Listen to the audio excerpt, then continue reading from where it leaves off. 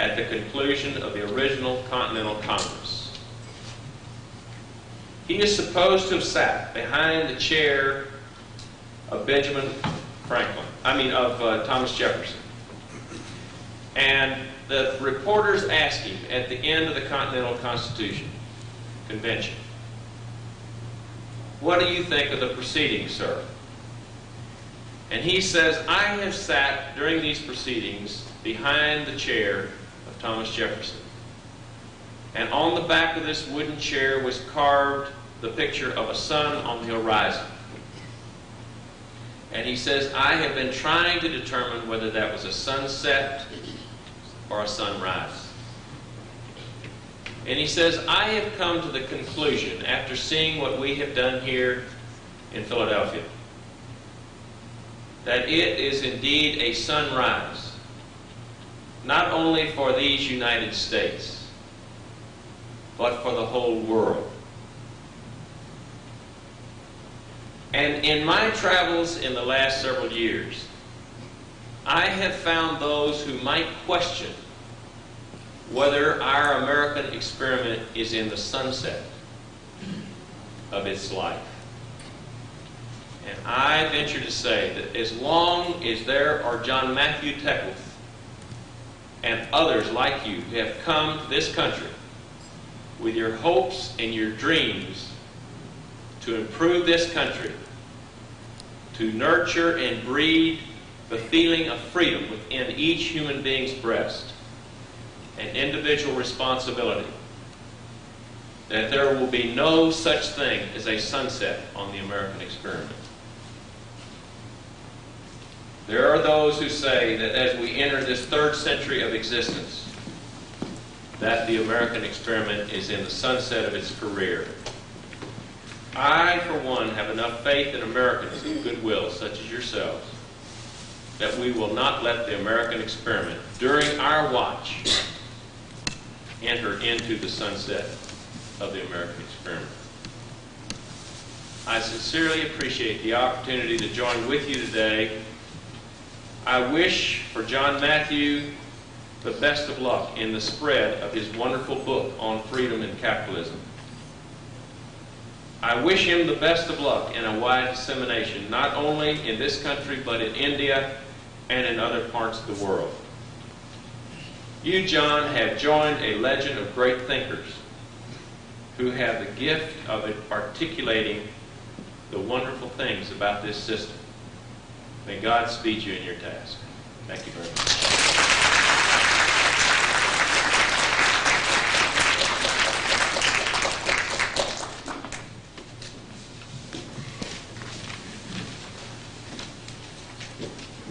Next, we have the official releasing of the book. I request the author, John Matthew Teckwith, and Anna Matthew, his wife, to come to the stage.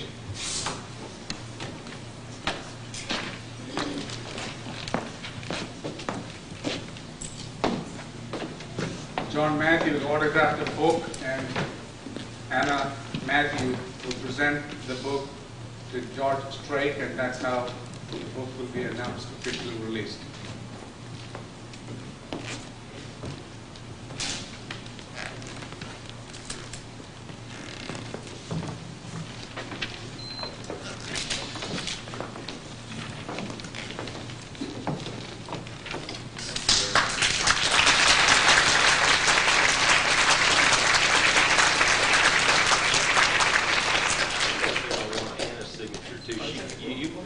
You right there, too. She couldn't have done it without you.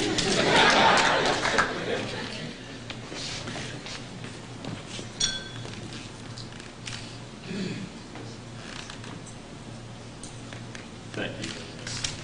Thank you, John. Thank you. Thank you very much. Thank you. Thank you.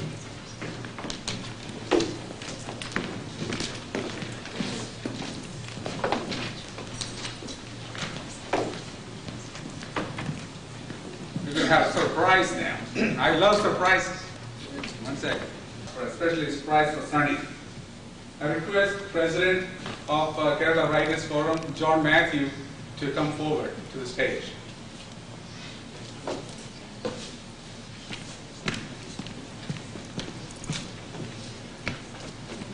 our appreciation for significant contributions to life of the mind in our community. He provoked us to read and reflect, challenged us to discuss and debate, inspired us to think and create. Kerala Writers Forum, Sunday the 24th of April 1994.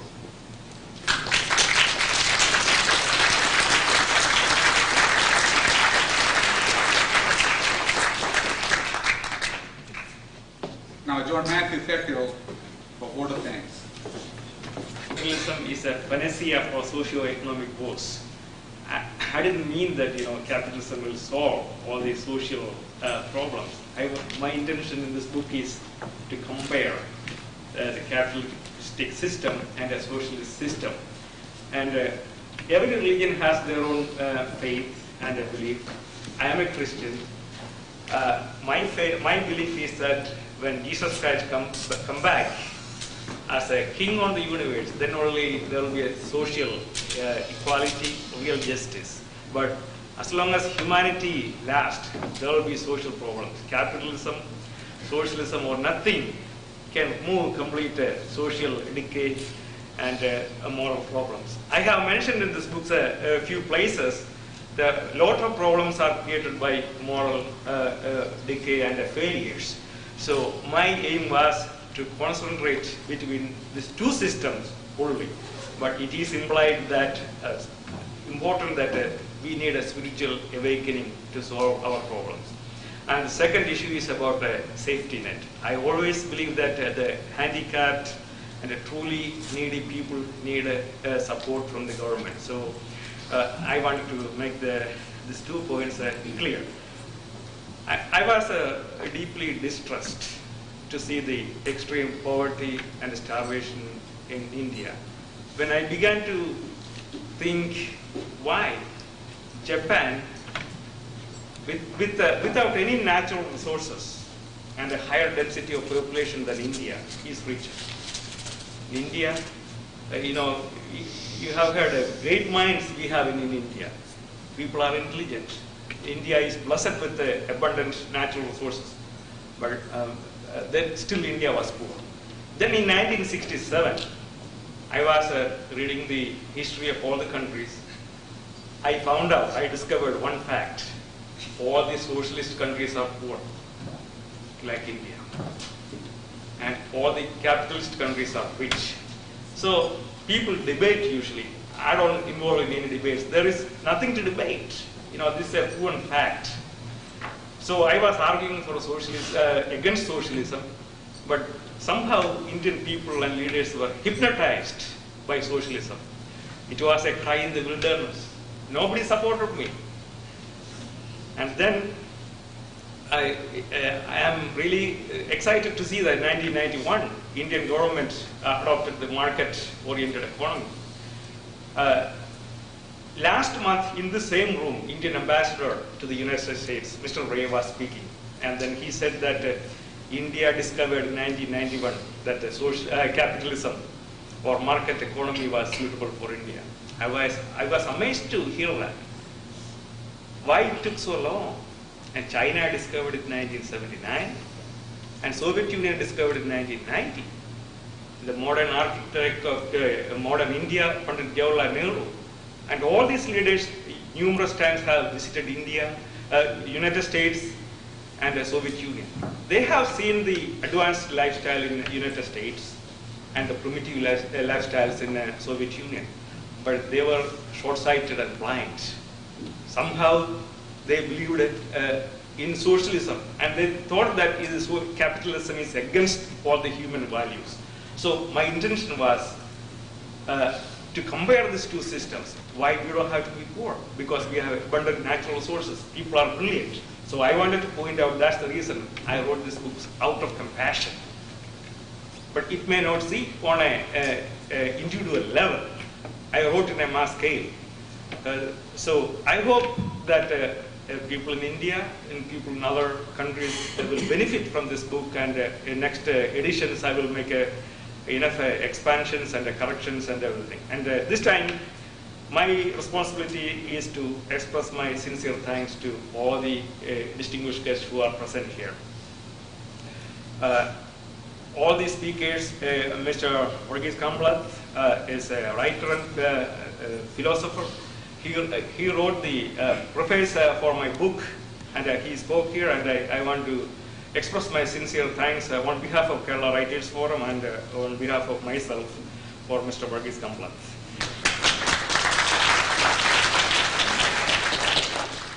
I'm Dr. Communist before, and when he came here, he understood the difference,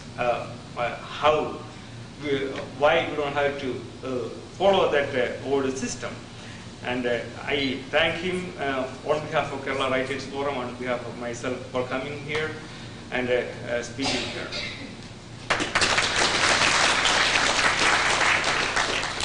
Dr. E.C.G. Sudarshan, Padma Bhushan, Dr. E.C.G. Sudarshan, the favorite and proud son of India, the greatest scientist. We are really honored to have you here in our meeting, and I want to thank you for coming here and participating in our function. And then Mr. George Strake, I see him every day, and sir, it is a pleasure to express my thanks, because Mr. George Strake is unique. He's not like the other politicians. I am sure about that. You know, usually what politicians they do on election times, they come with a big smile, shake your hand, and kiss the babies. But if they are not seeking any political office, you know, even if you call their office, you don't get an answer. You have no access to these leaders. So-called, I am not talking about everybody. There are many. Most of the leaders are like that. But Mr. George Strake is different. You know, their family is Strake Foundation, and it's well-known family in Texas. For their charity and generosity is well-known and well-established. See, always this people's man. So we need leaders like George Strake. And when I approached him to write an opinion for this book, he took the prototype copy to his home and read this book, the prototype copies, and wrote a beautiful opinion. Then I asked him to come here to speak, and he willingly did this. Sir, I want to sincerely thank you for coming here and making this occasion a blessing. I hope that you will win the election, and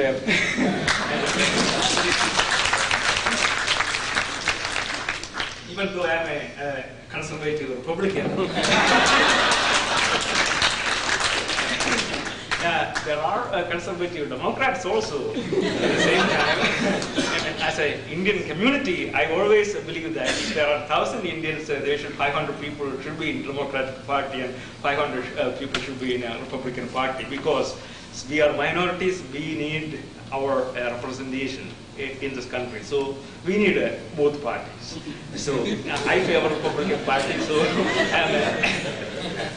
since we cannot vote for you, we'll be glad to, in the community here in Houston, we'll be glad to assist you in fundraising or whatever it takes. And thank you for coming here, and wish you the best of luck.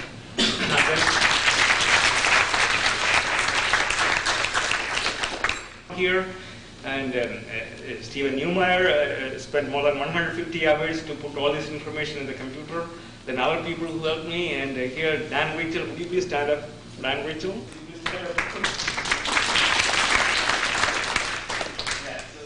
And then I want to express my sincere thanks for the organizers of this meeting, Matthew Gravakel. He read my copies about 3-4 times, and I made enough corrections, and he is the chairman of this committee which organized this meeting. And then President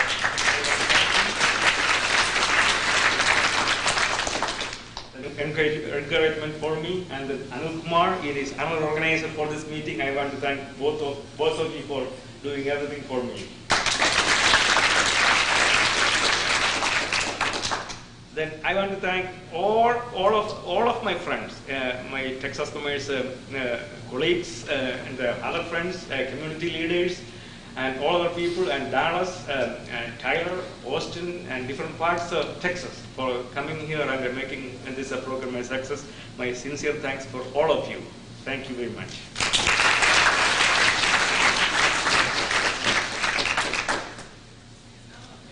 Pantha and David Courtney, you heard them play a little earlier.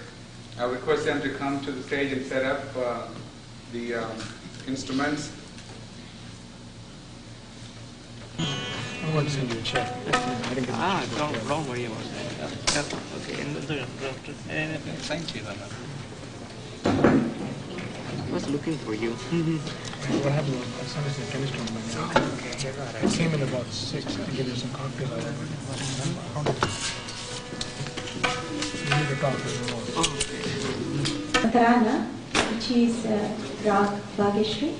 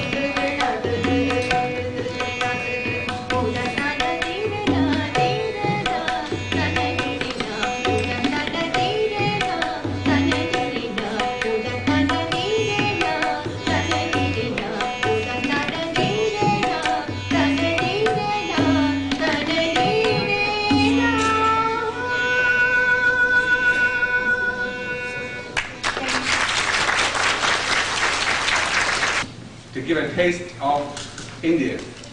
So in a minute or two, we'll have the dancers coming over. Give us a minute. She came to the United States over 3 years ago, and she won many awards while she was in India.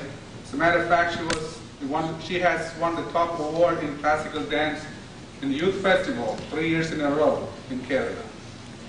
I understand that she has a sister, a younger sister, also following suit. Now the type of dance she would do is called Kuchipudi. It's a form of classical dance from Andhra Pradesh. The dance that she would do is depicting the playfulness of the Hindu god, Lord Krishna. And I invite Chinnu Joni to come and perform for us.